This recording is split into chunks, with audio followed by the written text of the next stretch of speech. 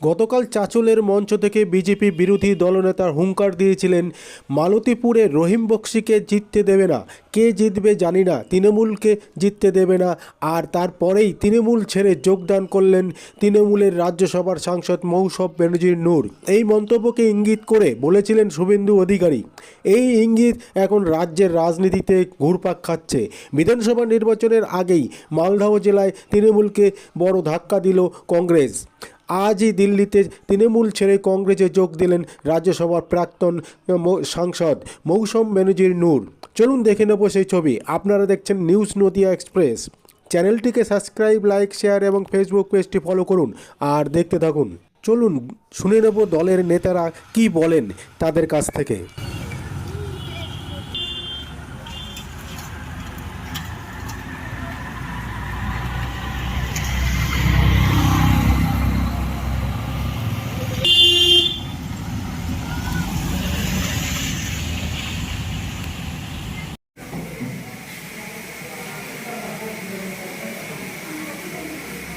এমন সময় বললো যে একটা ক্যামেরাম্যানকে পাচ্ছেন কোথায় কাছে সহ।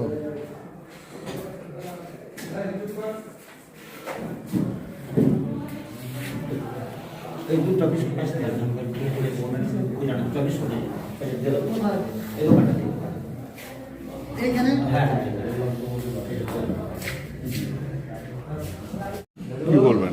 এটাই তো ভবিতব্য, কারণ এটা সবাই জানতো এই তৃণমূল দল বেশি দিন থাকবে না। তৃণমূল দলের যে পতন শুরু হয়েছে এটা তার প্রমাণ। দিকে দিকে এক সময় থেকে কংগ্রেস থেকে যাওয়া সেই সব মানুষগুলো আবার কংগ্রেসে ফিরছে। কংগ্রেসের যে হাওয়া তৈরি হয়েছে, মানুষ কংগ্রেসকে চাইছে। দেশের পরিস্থিতি, রাজ্যের পরিস্থিতি ভয়াবহ। কংগ্রেস ছাড়া মানুষ ভালো থাকতে পারে না, মানুষ শান্তিতে থাকতে পারে না, সেটা মানুষ বুঝতে পেরেছে। এবং যারা এইভাবে কংগ্রেস ছেড়ে গেছিল একটা সময়, তারা কিন্তু ফিরতে শুরু করেছে। এটা থেকে প্রমাণ হচ্ছে যে আগামী দিন কংগ্রেস আবার স্বমহিমায় ফিরবে। কংগ্রেস ঘর থেকেই তো গেছিল তৃণমূলে, সেটা কি মোহভঙ্গ হলো নাকি? অবশ্য এটা বলবো যে বহু মানুষই কংগ্রেস থেকে গেছে, কারণ তৃণমূল দলের জন্মটাই হয়েছিল কংগ্রেস থেকে যাওয়া। যারা গেছে তৃণমূলে তারা সবই কংগ্রেসে।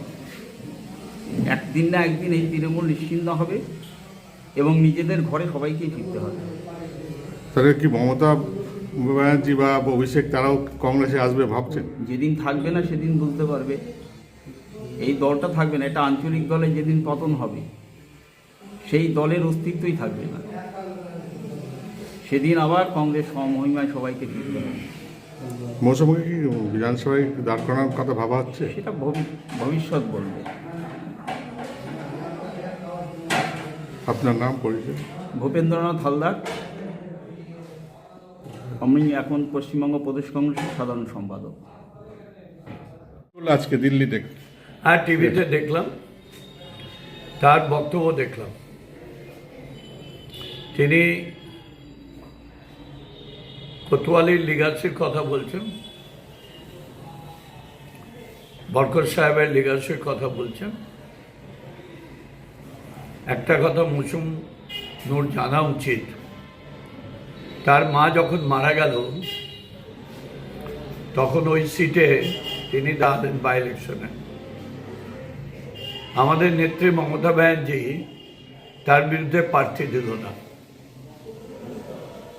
তিনি এমএলএ হলেন। আবার তিনি লোকসভায় যখন দাঁড়ালেন প্রিয়দা মারা যাওয়ার পর, তখনও মমতাদি প্রার্থী দেননি। পরে মমতাদি যখন তৃণমূল কংগ্রেসে ওকে নিল, শুভেন্দুর হাত ধরে সে তৃণমূল কংগ্রেসে এসেছিল।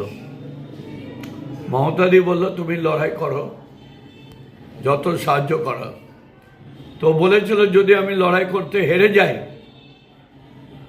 তো মমতাদি বলল হেরে যদি যাও তাহলে আমি তোমাকে রাজ্যসভার এমপি করবো। মমতাদি কথা রেখেছিলেন, রাজ্যসভার মেম্বার করেছিলেন, সমস্ত সুযোগ সুবিধা দিবেন। বরকত সাহেবের নাম ভাঙিয়ে কেন ওনারা চলবেন? নিজের নাম ভাঙান, উনি এমএলএ ছিলেন, এমপি ছিলেন, কি করেছেন আমাদের জেলার জন্য? কোন কাজটা করেছে? মমতাদি একটা অল্প সময়ের জন্য আমাকে মন্ত্রী বানিয়েছিলেন। মেডিকেল কলেজ ফ্লাইট থেকে ইউনিভার্সিটি ফ্লাইট এনএইচ শুরু করে, গঙ্গা ভাঙন থেকে শুরু করে, সিআইএচএস থেকে সব কিছু করেছি আমরা মমতাদির আশীর্বাদ নিয়ে। মালদার জন্য বললে হবে না, মালদার জন্য মমতাদি যা উদার হাতে কাজ করেন, এরা শুধু নিজের স্বার্থ চিন্তা করে, ব্যাক বাইটিং করার চিন্তা করে। তাতে কংগ্রেস করুক, আরামসে করুক, কিন্তু তার মুখের সামনে আয়নাটা লাগালে তিনি দেখতে পারবেন কার সঙ্গে বেমানি করলেন, যে তাকে রাজনীতিতে কোন জায়গায় তুলেছিল। তার অতীত নিয়ে আমি বলতে চাই না, অতীতটা জ্যোতিবাবু মারা গেছেন, তাই জ্যোতিবাবু সব জানতেন। কংগ্রেসেই ছিলেন উনি, কংগ্রেস দল থেকে তৃণমূল কংগ্রেসে এসেছিলেন। দল তাকে যথেষ্ট সম্মান দিয়ে রাজ্যসভার সাংসদের মতন বড় পদ তাকে দিয়েছিল। এখন ওনার রাজ্যসভার সাংসদের টার্ম প্রায় শেষের পথে, তাই উনি ভাবছেন আমার এটা চাই, ওটা চাই, সেটা চাই। একজন ব্যক্তিকে তো দল এত কিছু দিতে পারে না। ওনার যেটা ভালো মনে হয়েছে উনি করেছেন। আর মালদার মানুষ মমতা বন্দ্যোপাধ্যায়ের দিকে তাকিয়ে ভোট দেয়, অন্য কোনো ব্যক্তিকে দেখে নয়, অন্য কোনো বাড়িকে দেখে ভোট নয়। তাই আগামী দিন লড়াইয়ের ময়দানে ওনার সাথে দেখা হবে, এতে তৃণমূলের কোনো ক্ষতি হবে না। 26-এর নির্বাচন, মমতা ব্যানার্জির বিসর্জন, সার্বিকভাবে আজকে মৌসুম নূর তৃণমূল কংগ্রেস ছেড়ে কংগ্রেসে যোগদান করলেন। এবং আমরা দেখতে পাচ্ছি যে পশ্চিমবাংলা জুড়ে সংখ্যালঘুরা তৃণমূল কংগ্রেস দলে দলে ছাড়ছে এবং অন্য দলে জয়েন করছে। এবং প্রচুর রাষ্ট্রবাদী মুসলিমরা আছে যে ভারতীয় জনতা পার্টিতে দলে দলে যোগ দিয়েছে এবং আগামী দিনেও যোগ দেবে। এটাতে দেখা যাচ্ছে নিশ্চিতভাবে তৃণমূল কংগ্রেস 2026-এ বিসর্জন হবে এই দলের, এবং প্রকৃত গণতন্ত্র ফেরানোর জন্য ভারতীয় জনতা পার্টি সরকার গঠন হবে। ভারতীয় জনতা পার্টির দক্ষিণ সাংগঠনিক জেলার সাধারণ সম্পাদক বিশ্বজিৎ রায়।